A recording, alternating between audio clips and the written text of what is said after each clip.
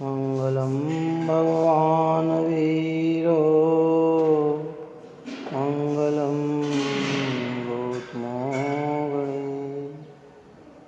मंगलम कुंद कुंदात्यो जयेन्द्रमस्तु मंगलम सर्वमंगलमांगल्यं सर्वकल्याणकारकं प्रधानं सर्वधर्माणां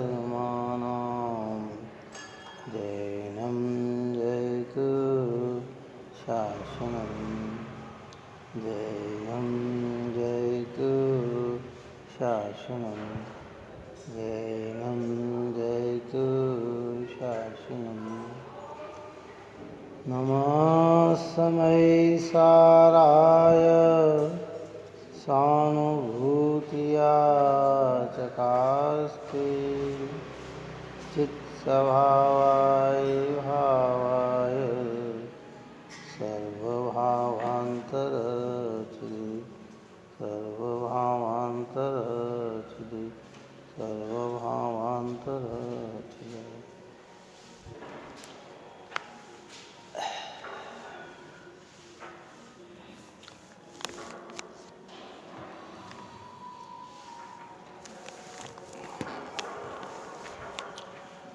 चलो अपना 54 नंबर का पूर्ण हुआ।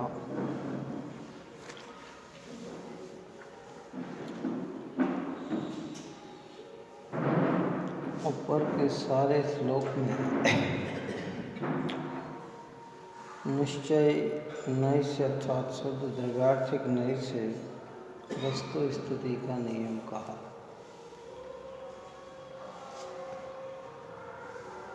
एक द्रव्य के दो कर्ता नहीं होते, एक द्रव्य के दो कर्म नहीं होते, तथा एक द्रव्य की दो क्रियाएं नहीं होती। क्योंकि एक द्रव्य अन्य द्रव्य का कार्य करे तो अन्य द्रव्य रूप हो जाए, पर प्रत्येक द्रव्य अपने द्रव्य स्वरूप ही रहता है। इसलिए परमार्थिक दृष्टि से, निश्चय नहीं की दृष्टि से एक द्रव्य दूसरे द्रव्य का कर्ता नहीं है। अब यहाँ ये बात कहते हैं, आत्मा को अनादि से परद्रव्य के कर्ता कल्पने का ज्ञान है। अनादि से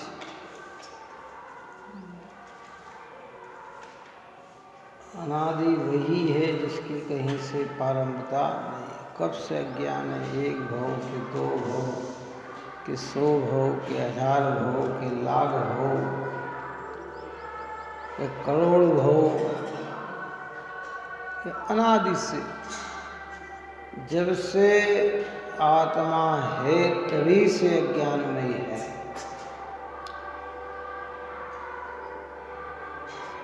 उसमें परद्रव्य के कर्ता कर्म संबंधी ज्ञान बना हुआ ही है।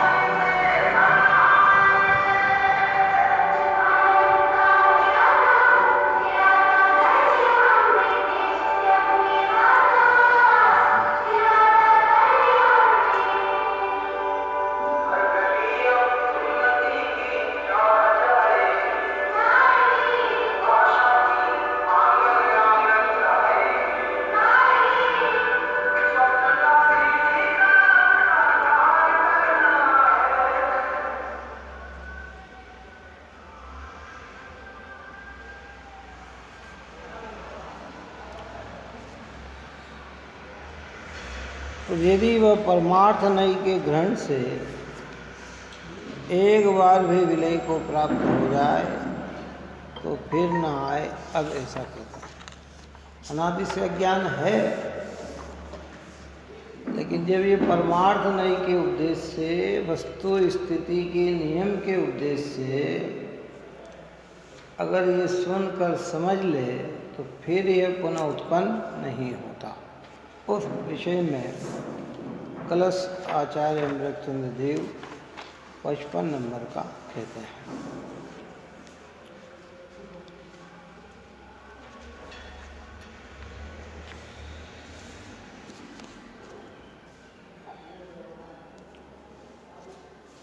पर को करो मैं यह अहम अत्यंत ही दुर्वार यही अखंड अनादि से जीवन हुआ दुश्वार भूतार्थ नय के ग्रहण से प्रलय को यह प्राप्त हो तो ज्ञान के घन पिंड आत्म को कभी न बंद हो।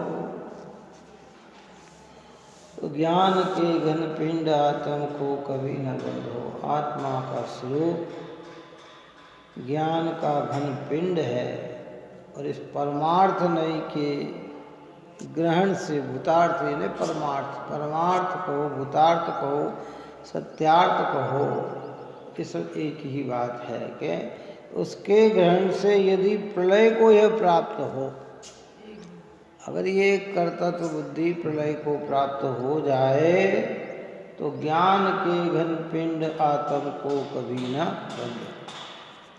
पर को करूं मैं यह हम अत्यंत ही दुर्वार है, अत्यंत ही दुर्वार है, दुर्निर्वार है।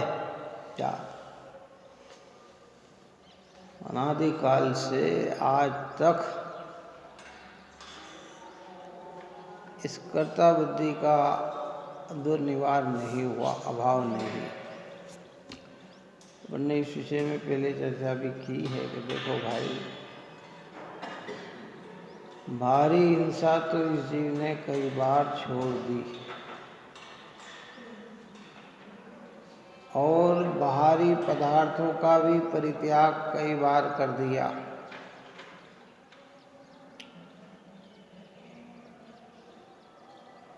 लेकिन न छूटी तो कर्ता बुद्धि न छूटी।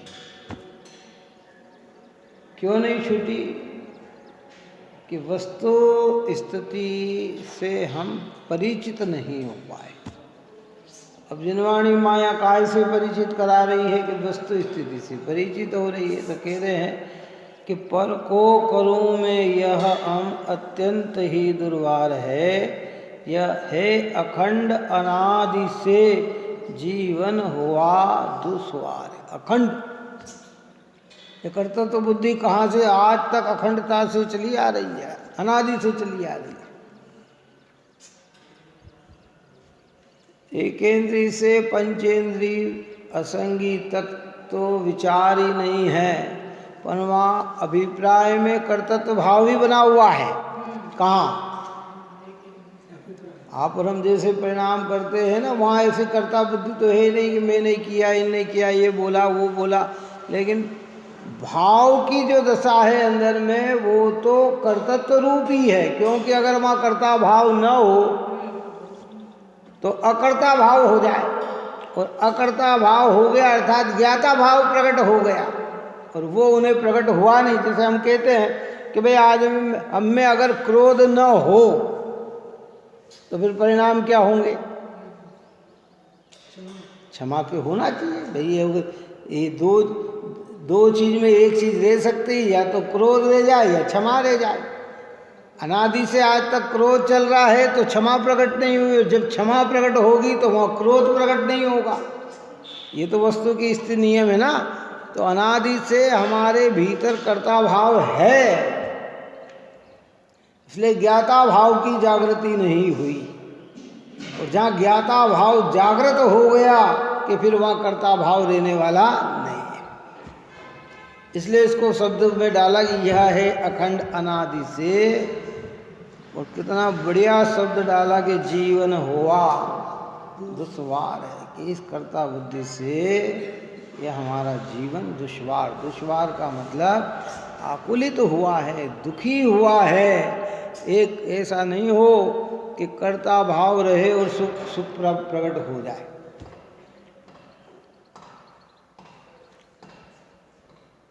सुख की कल्पना सुख नहीं होती, ओरिजिनल सुख ही सुख होता है। अब मान लेकिन हम तो सुखी हैं, हम तो अच्छे हैं भैया, बहुत बढ़िया हैं, हमारे कार्य की 10 ने प्रशंसा की और हम खुशी हो रहे हैं, तो हमें लग रहा है कि हम सुखी हो रहे हैं, कि वो सुखी नहीं है, वो तो सुख की कल्पना है। सुख तो वह है जिसमें निराकुलता हो, जिसमें करने के प्रति भी आकुलता न हो, और न हुआ हो तो अनुकूलता आकुलता भी उत्पन्न न हो, कि वो वास्तविक सुख है। इसलिए भूतार्थ के ग्रहण से यदि प्रलय को यह प्राप्त हो, तो ज्ञान के घन पिंड आत्म को कभी न बंद हो। देखिए क्या कहते हैं श्लोकार्थ में,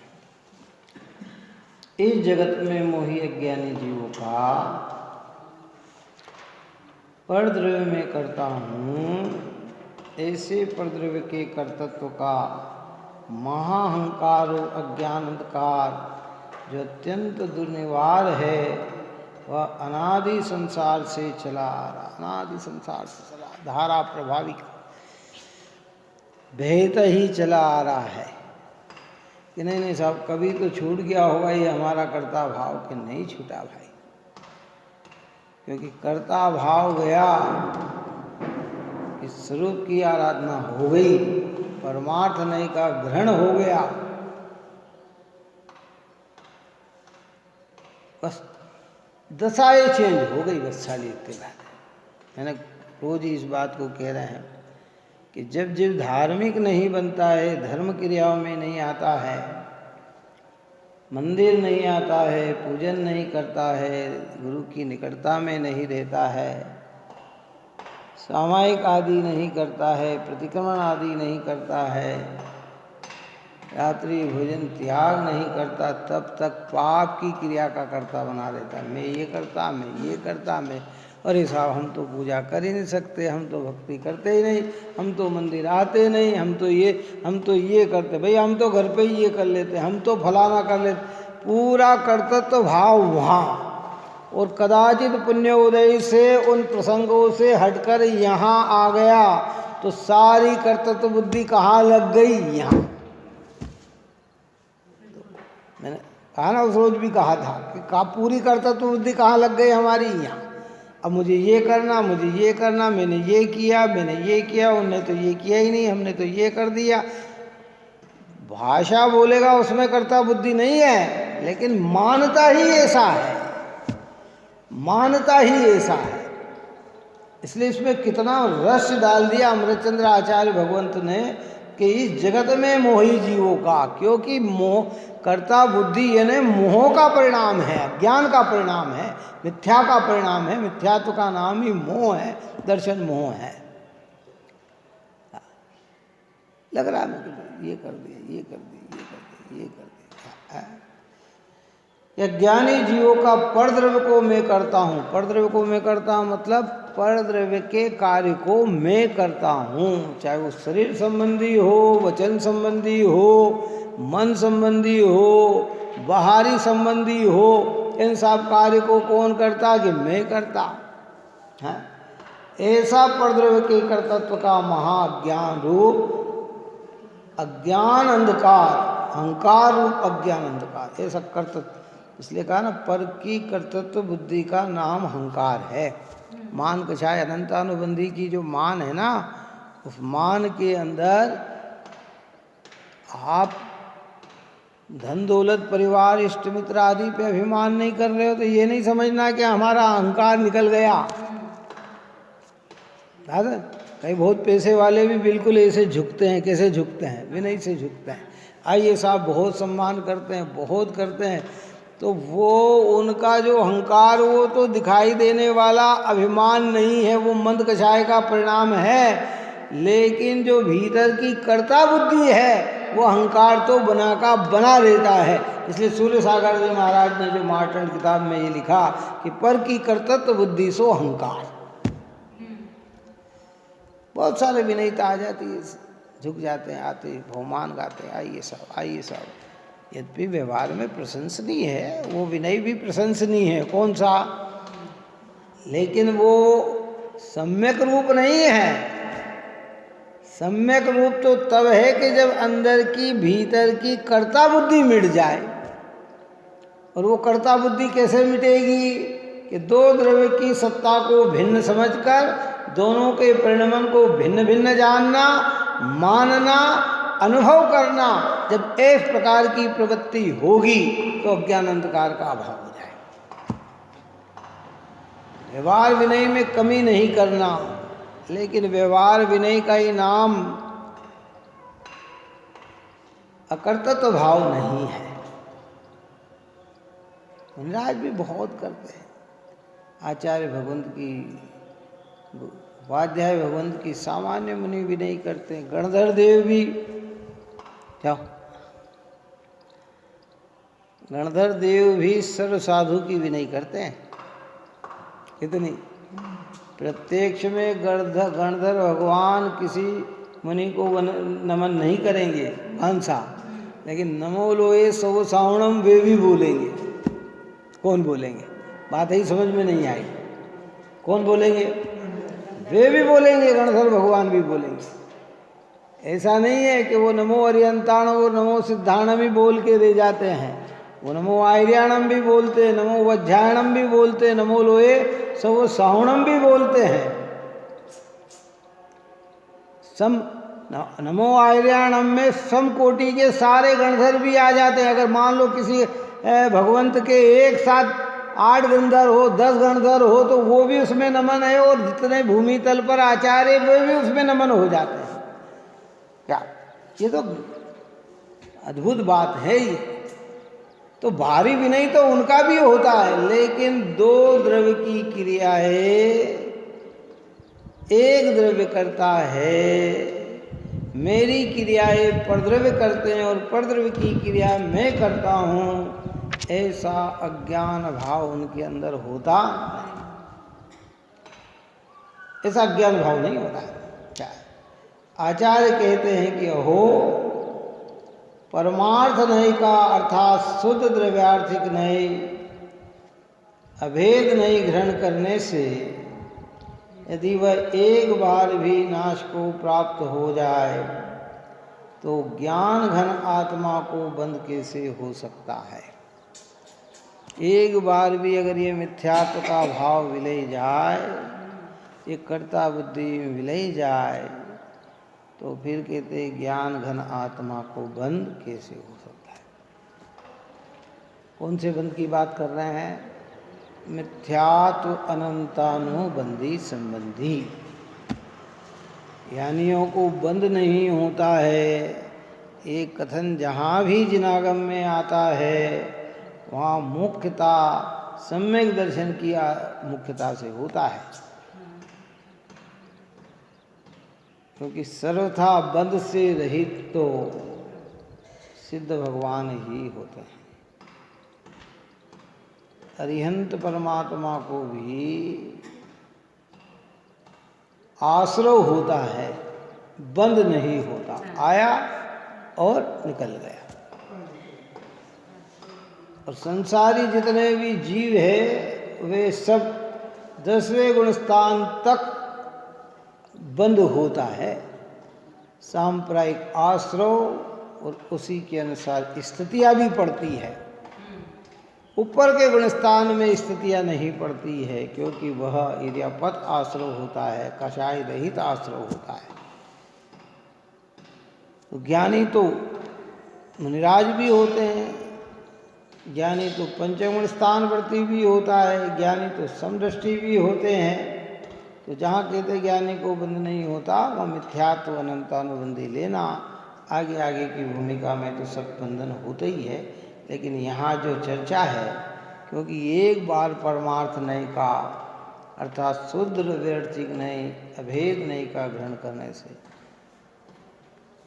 शुद्ध द्रव्यार्थिक नहीं क्या कि दो द्रव्य की क्रिया दो ही द्रव्य में होती है, एक द्रव्य में नहीं। एक द्रव्य दो क्रिया का करता नहीं, दो द्रव्य एक क्रिया का करता नहीं, दो द्रव्य मिलजुल कर क्रिया करते नहीं, दो द्रव्य की क्रिया भिन्न भिन्न ही है। कल अपन ने इस विषय में बहुत चर्चा कर ली थी कि नहीं साहब 50% ये और 50% ये कि ऐसा भी नहीं है। कर्म का भी 50% मानो और आत्मा की अज्ञानता भी 50% नहीं, 100% रागादिक अज्ञान भाव 100% आत्मा की ही भूल है, कर्म का कोई दोष नहीं है। और जहाँ कहा गया है वो निमित्त का ज्ञान कराया है।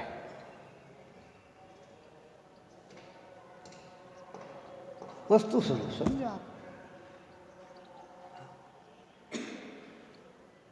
इसलिए उसने कहा था कि निमित्त अनुकूल होते हैं, अनुरूप नहीं। उपादान अनुरूप होता है, अनुकूल नहीं। कार्य की उपस्थिति में खड़े रहने का नाम निमित्त है और कार्य में परिणमने का नाम उपादान है। जब राग देश जीव की परिणति में होते हैं तो कर्म वहाँ खड़ा है, पर कर्म राग देश रूप नहीं परिणमा है। और जब कर्मण वर्गणा कर्म रूप परिणमी है तो जीव का भाव वहाँ खड़ा है, जीव का भाव कर्म रूप नहीं परिणमा है, खड़ा है। बस क्या करे, ऐसे दुनिया में भी सब लगाओ। निमित्त हम कहते, कई लोग कहते साहब निमित्त दो प्रकार के होते हैं, एक प्रेरक निमित्त होता है, एक उदासीन निमित्त होता है। अरे भाई कार्य में तो सारे निमित्त उदासीन ही है, क्या समझे? परमार्थ तो यही सत्य है, लेकिन अपेक्षा से कथन किया जाता है। धर्मास्ति काय को, अधर्मास्ति काय को, आकाश को, इनको उदासीन निमित्त कहा क्योंकि ये ठठाठठ लोक में भरे हैं। जीव पुद्गल को प्रेरक कह दिया कि प्रेरक निमित्त हैं, लेकिन प्रेरक निमित्त हो चाहे उदासीन निमित्त हो, कार्य में परिणमने की योग्यता हो तो ही कार्य होता है। क्या हम प्रेरक है तो चलो करके बता दें, क्या हो जाता है। मैंने कहा ना कि वो अपन की तो कई बार दृष्टांत देते हैं ना कि देखो दुनिया की व्यवस्था ऐसी होती है। काकतालीन न्याय जो कहते हैं ना, उसको ये कहते हैं कि कौवे का डाल पे बैठना और डाल का उसी समय टूटना। तो क्या कहा जाता है कि अरे कौवे के बैठने से क्या हो गया, डाल टूटी। पर क्या परमार्थ से कौवे के बैठने से डाल टूटी? डाल पे तो कौवे कई दिन से बैठ रहा था, फिर क्यों नहीं टूटी आज? है आज टूटने की योग्यता थी तो कौवा निमित्त बना। दूसरे में कहते हैं कि पुराने समय में जब दूध दही आदि घर में रखा जाता था तो छीका रखते थे। कोई फ्रिज आदि तो कोई अलमारियाँ तो थी नहीं, ऐसा छीका बांध देते और छीके पे है। और वो बिल्ली नीचे खड़ी है दूध के लिए और भाग्य से छीका टूट जाए, क्या टूट जाए है? तो क्या बिल्ली के विचार से छीका टूट गया कि उसकी खाने की भावना से अरे योग्यता बन गई? ऐसी कैसी बन गई कि उसकी भावना हुई और उसका टूटना हुआ? तो क्या अरे देखो बिल्ली के भाग्य से छीका टूट गया, कि ये व्यवहार कथन कहा, परंतु परमार्थ से उसका टूटने का अपना कार्य और बिल्ली के भाव। बिल्ली तो रोज छीके के नीचे बैठकर रोज ही भावना भा रही थी, लेकिन रोज थोड़ी उसके हाथ में आ रहा था, योग बन गया। ऐसे कह रहे हैं कि भैया जगत में जितने कार्य आप और हमको दिखते ना, हमने सोचा और हो गया, हमने किया और हो गया, हमने तो हमारी कर्ता बुद्धि मजबूत हो जाती है कि देखो हमारे करने से ही होता है ना, हमने ऐसा सोचा था, अरे तूने सोचा और उस कार्य की योग्यता थी तो उसका परस्पर नैमित्तिक बना और आरोप इस प्रकार से आया कि मेरे भाव आने से कार्य हो गया। वो कार्य कैसे हुआ है कि वो अपनी योग्यता से ही हुआ। और इस सिद्धांत को समझने से गृहीत मिथ्यात् कोसों दूर हो जाता है और अगृहीत मिथ्यात् से लड़ने की ताकत पैदा हो जाती है। और इसी ये करने से ऐसा हो गया, ये करने से ऐसा हो गया, ये करने से ऐसा हो गया। अरे भाई ये तेरे विचार है, वस्तु स्थिति का नियम नहीं है। तू चाहे जैसे विचार कर, हम अपने विचार करने में स्वतंत्र है और कार्य अपनी योग्यता से होने में स्वतंत्र है। क्यों? अपन ने पहले भी दृष्टांत दिया था कि जो युद्ध चल रहा है आज 40 दिन हो गए, इस 40 दिन के युद्ध में पूरे विश्व में हलचल है। किस में हलचल है? ऐसा नहीं है, कई रौद्र परिणामी हो रहे हैं और कोई करुणाभावी हो रहे हैं। क्यों? कई के तो क्या अच्छा हो रहा है और कई को लग रहा है बुरा लग रहा है। कई रूस की गलती बता रहे हैं, कई यूक्रेन की गलती बता रहे हैं, बात समझ में आ रही है। कई युद्ध रोकने का प्रयत्न कर रहे हैं, कई आग भड़काने का प्रयत्न कर रहे हैं। सब प्रयत्न हो रहे हैं और सब कार्य हो रहे हैं। और कार्य कैसा हो रहा है? बोलो। अगर जिसकी कषाय मंद है वो क्या सोचता है? चलो बताओ।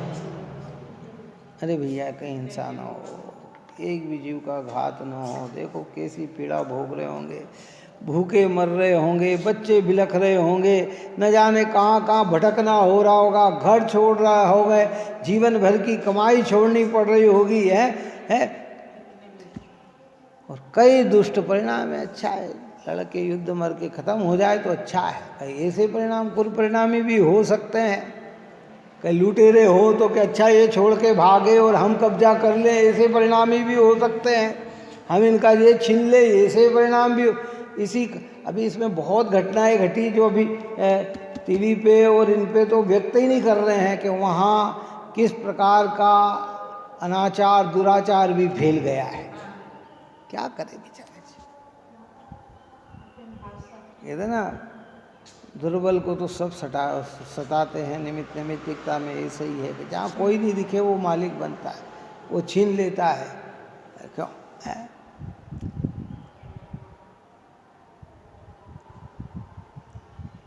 आप दिन के अंदर रकम पहन कर बाजार में घूमे,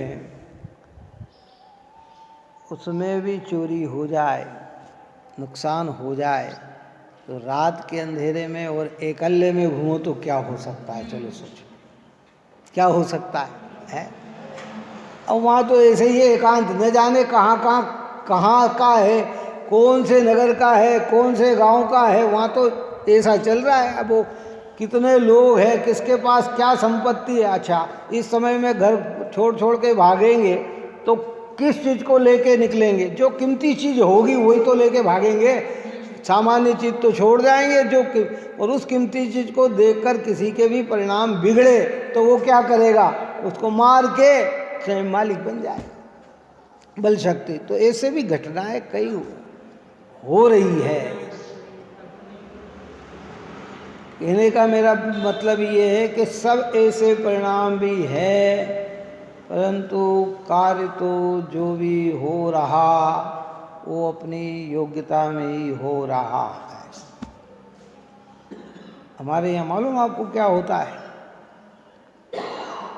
भारत के अंदर अगर कोई थोड़ी सी विपत्ति आती है तो जगह जगह यज्ञ होम होना चालू हो जाते हैं। क्या होते हैं? यज्ञ करो, होम करो। कोई कहता वहाँ का अभिषेक करो, कोई कहता ये करो, कोई कहता शांति पाठ करो, कोई कहता ये करो। सब करते हैं, पर विपत्ति कैसी है?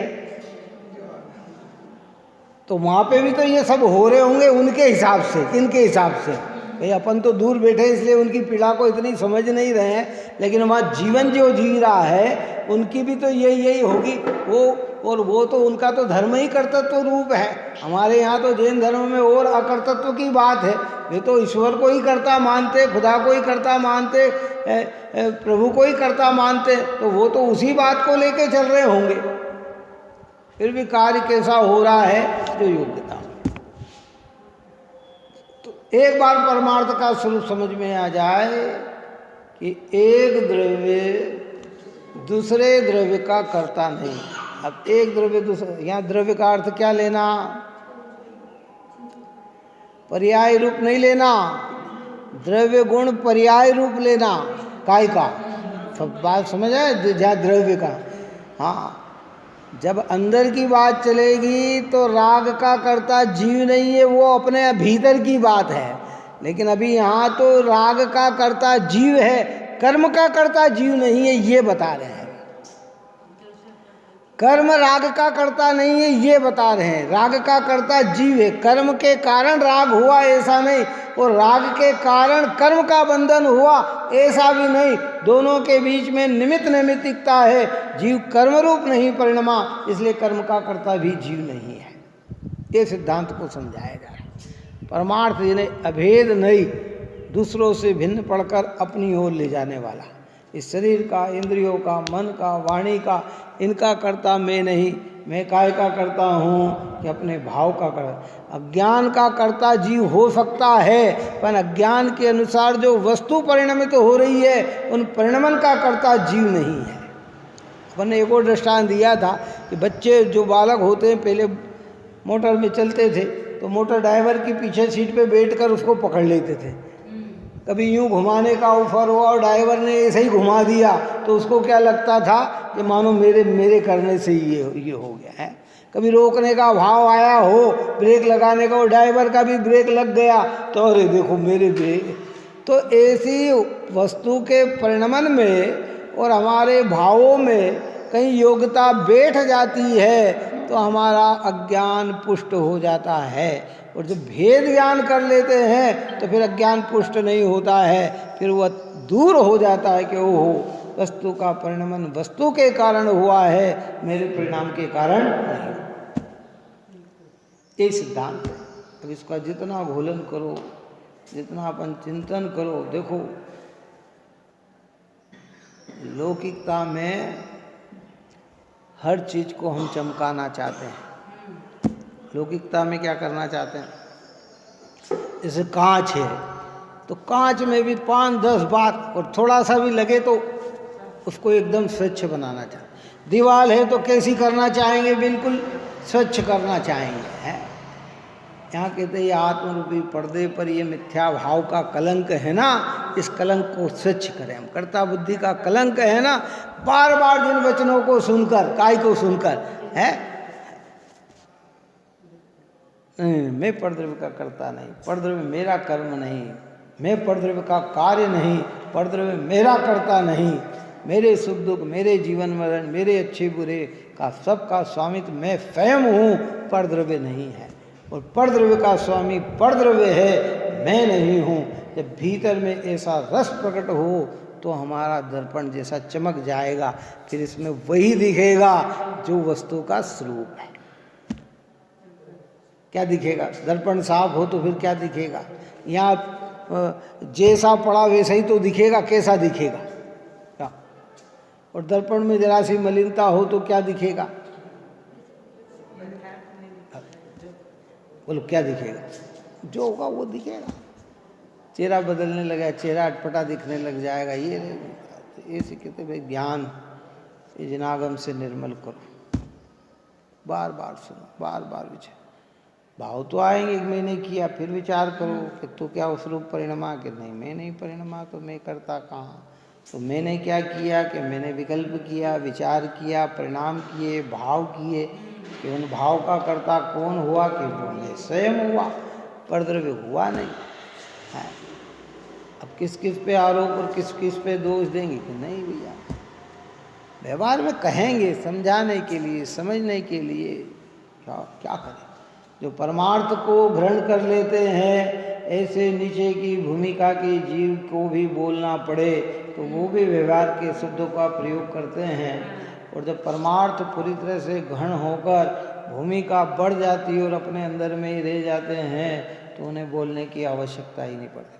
कई दिगंबर संत ऐसे भी हो गए हैं जो भावलिंगी थे, आत्मानुभूति पुरुष थे, उन्हें आत्मा अनुभव ध्यान, उन्हें लिखने का भाव भी नहीं आया कि हम ग्रंथ लिखें।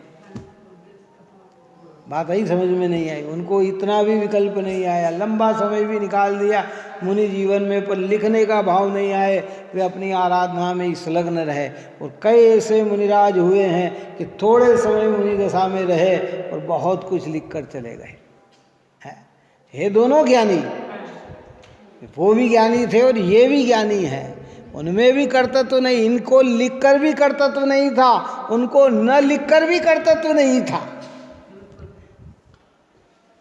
ऐसे बहुत सारे परमार्थ की साधना में आज भी बहुत सारे ऐसे समदृष्टि धर्मात्मा पुरुष मिल सकते हैं कि जो बाहर में व्यक्त नहीं हो रहे हैं और भीतर में अपना कार्य कर रहे हैं। कब क्या कर रहे हैं? उपदेश नहीं दे रहे हैं लेकिन अपना कार्य कर रहे हैं। और कई ऐसे भी हैं कि जो बाहरी प्रभावना भी कर रहे हैं और भीतर का कार्य भी कर रहे हैं। और कई ऐसे भी हैं कि बाहर की प्रभावना बहुत दिख रही है और भीतर में खाली के खाली है।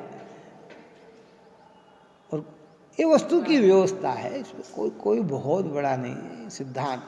इसलिए यहाँ ये कहते हैं कि भाई वह एक बार भी नाश को प्राप्त हो तो ज्ञान घन आत्मा को पुनः बंधन कैसे हो सकता है?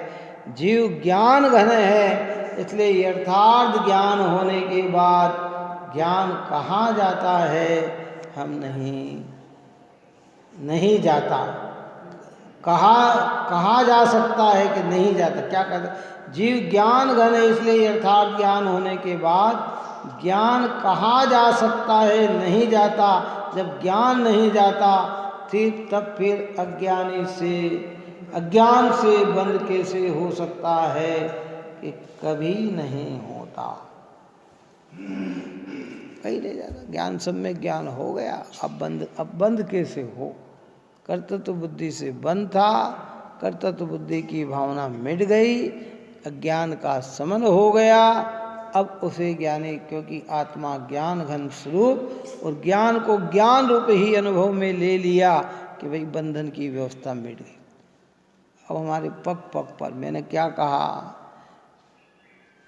इस सुनते हुए सुनाते हुए भी ज्ञान पे दृष्टि न गई तो समझना अभी भी मिथ्यात्व ही बंध रहा है।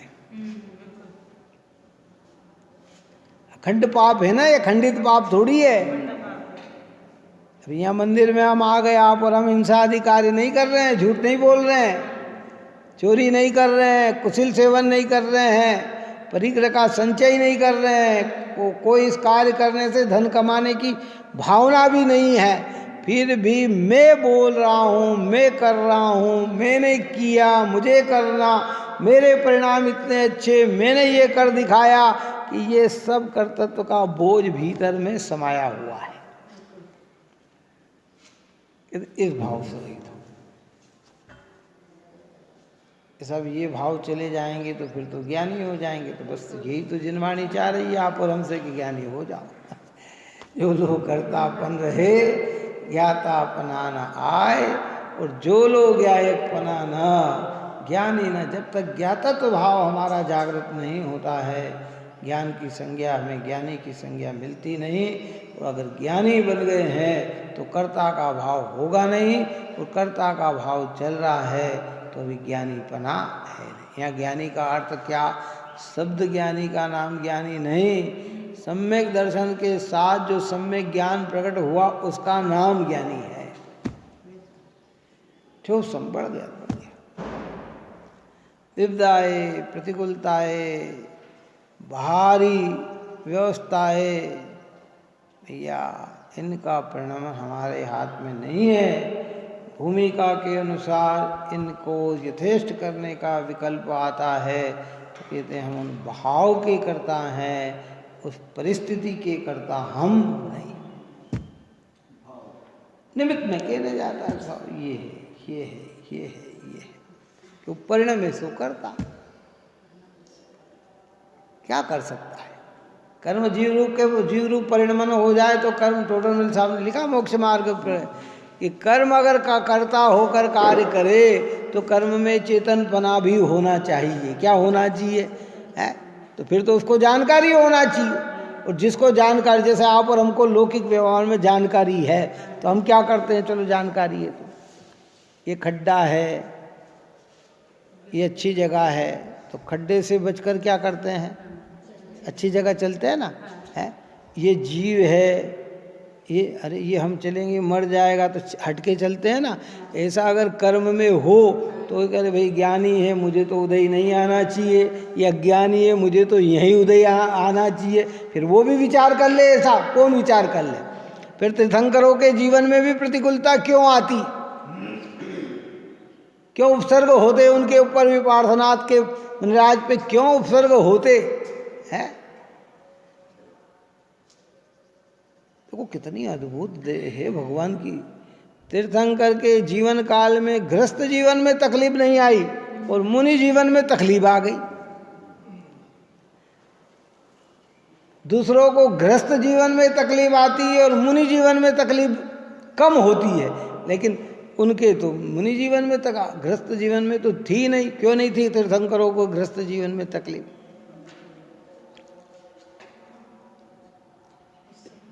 अभी अपनी चलेगी आगे बहुश्रुतवंत भक्ति, अनंत भक्ति, प्रवचन भक्ति, इस सब में आएगा एक एक है कि गृहस्थ जीवन में तीर्थंकरों का आहार आदि सब देव पुनीत होता है और यथा समय हो जाता है। कितना कब होता है?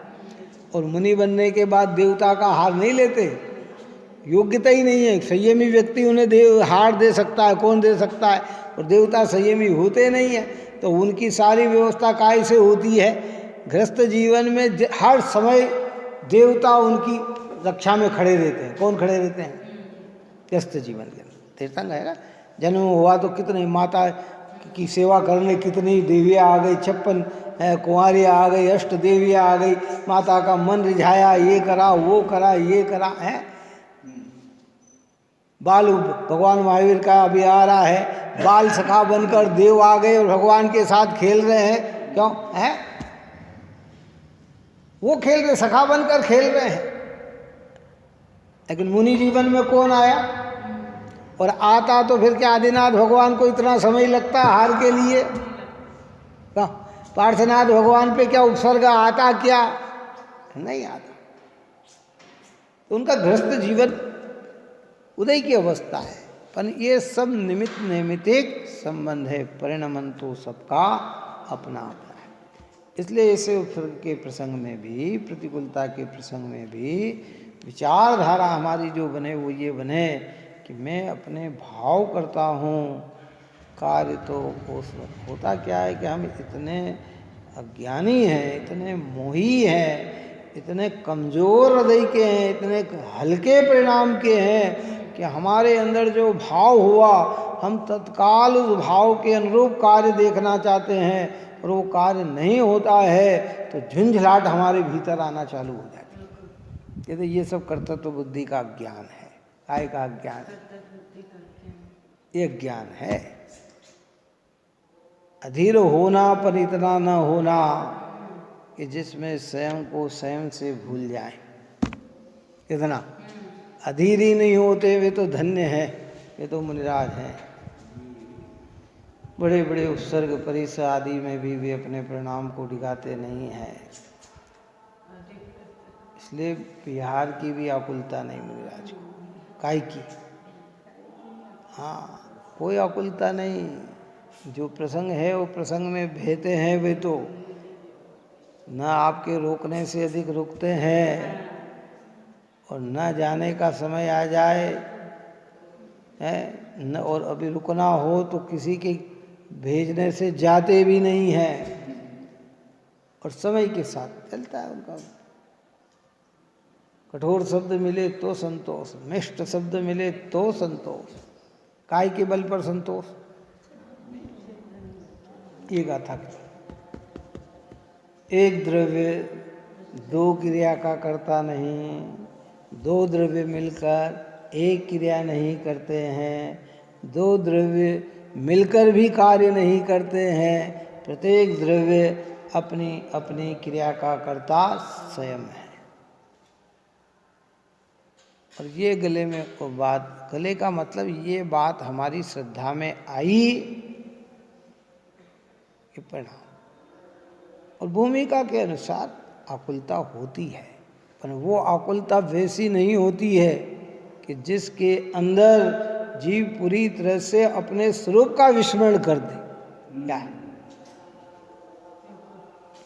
और जो पूरी तरह से विस्मरण कर देता है वो मिथ्यात्व में ही आ जाता है। यहाँ इसलिए यहाँ तो बहुत मार्मिक बात कह दी। देखो भावार्थ के पूर्ण करते हैं।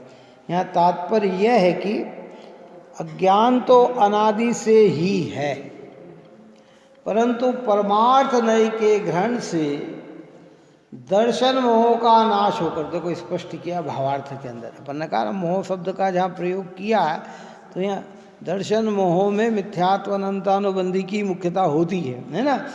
एक बार यथार्थ होकर छायिक सम्यक तो उत्पन्न हो जाए तो पुनः मिथ्यात्व न आए, मिथ्यात्व के न आने से मिथ्यात्व का बंध भी न हो, और मिथ्यात्व के जाने के बाद संसार का बंधन कैसे रह सकता है?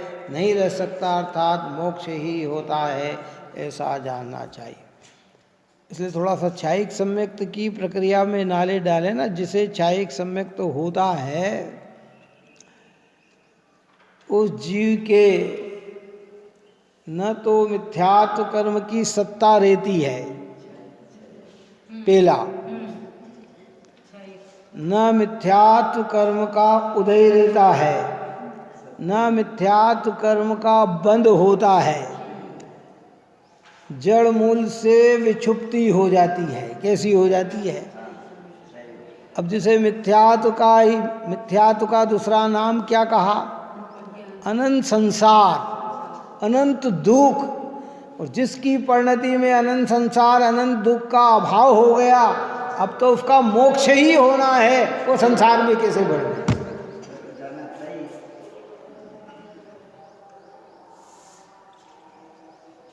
क्या करें?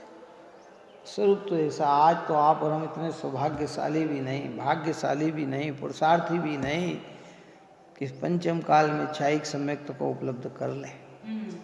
क्या अनेक जीव प्रयत्न कर रहे हैं भाई, उपशम को प्राप्त हो जाएंगे, क्षोभशम को प्राप्त हो सकता है। छायिक सम्यक्त तो केवली भगवान की निकटता में और श्रुत केवलियों की निकटता में होते हैं।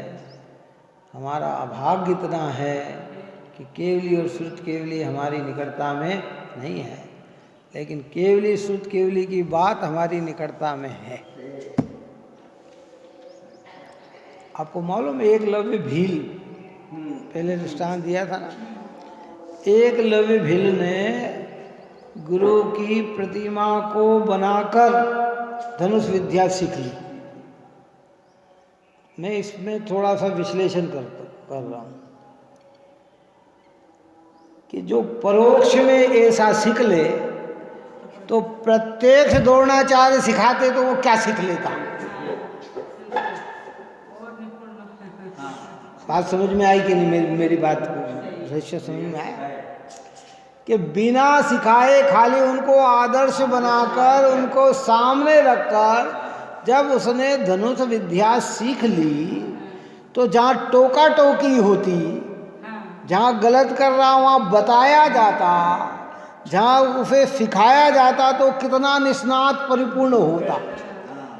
तो ऐसे ही कह रहे हैं साक्षात केवली श्रुत केवली की निकटता में तो परिपूर्णता आती है छायिक, पर है नहीं तो जिनको होता है वो समोर्थ है तो वो भी सम्यकता, लेकिन उस जैसी पवित्रता वाला नहीं। उपसम हो के छूट जाता है, क्षोभसम में चलमल आदि अगाड़ आदि दोष लगते रहते हैं और निर्दोष। अब उस धर्मात्मा पुरुषों को फिर पुनः कर्म का बंधन ये तो आप और हमारे संतोष दिलाने के लिए, करने के लिए कह दिया कि भाई कैसा भी सम्यक तो एक बार तो प्राप्त तो कर ले, नियम से मोक्ष जाए। और वह है भी, नियम से मोक्ष जाएगा, लेकिन उसमें भव दो भव, और चाहे सम्यक्त में 3 भव की ही गारंटी है।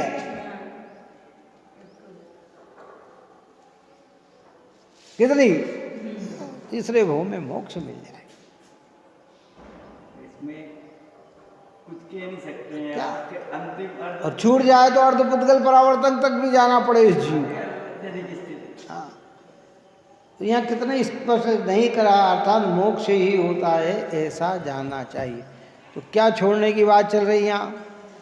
धन के, रुपया के, पैसा के, मकान के, दुकान के, खेत के, खलियान के, परिवार के, रिश्तेदार के, नातेदार कि नहीं, पहले सबसे पहला ये कर्तृत्व बुद्धि का ज्ञान छोड़ो। मैं आत्मा कर्ता और परद्रव्य में ये स्वरूप मेरा कर्म, और परद्रव्य कर्ता और मैं उनका कर्म, कि ऐसी मान्यता का परित्याग करे। ज्ञाता भाव को जागृत रखो कि मैं तो मेरे रूप ही परिणम बन सकता हूँ, अच्छे भाव कर सकता हूँ, बुरे भाव कर सकता हूँ, सुखी अन्य सुखी रहे ऐसा परिणाम कर सकता हूँ, ईर्ष्यत द्वेषत का भाव कर सकता हूँ, लेकिन उसका कार्य तो उसमें ही होगा, मुझ में नहीं होगा है। और अन्य भी मेरा बुरा विचार कर सकता है, मेरा भला सोच सकता है, पर भला बुरा मेरा मुझसे ही होगा, मेरे ही परिणमन की योग्यता होगी। जब ऐसा विचार आएगा तो कर्तृत्व बुद्धि हमारी टूटेगी। इस प्रकार की बात कही है। इसी बात को और विशेष करते हुए आगे आचार्य भगवान 56 नंबर के कलश में ये बात कहेंगे। इसमें प्रिंट मिस्टेक हो गई, नीचे 53 नंबर कलश लिख दिए, 56 कलश है, उस 56 नंबर कलश की चर्चा अपन आगे करेंगे, है ना। ये तो अद्भुत कलश है। हाँ बोल।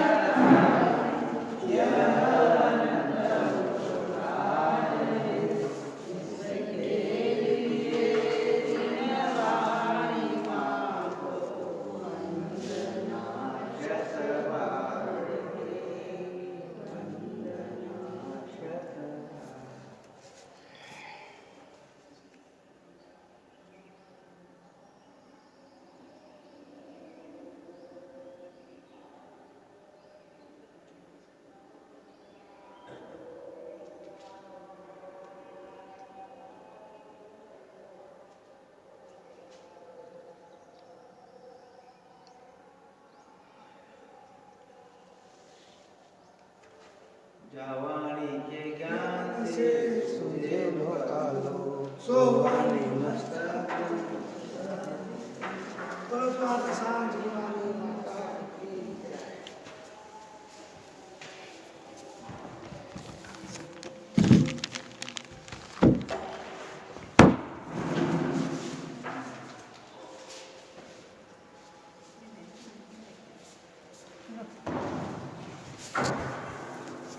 मेरे को दे दो।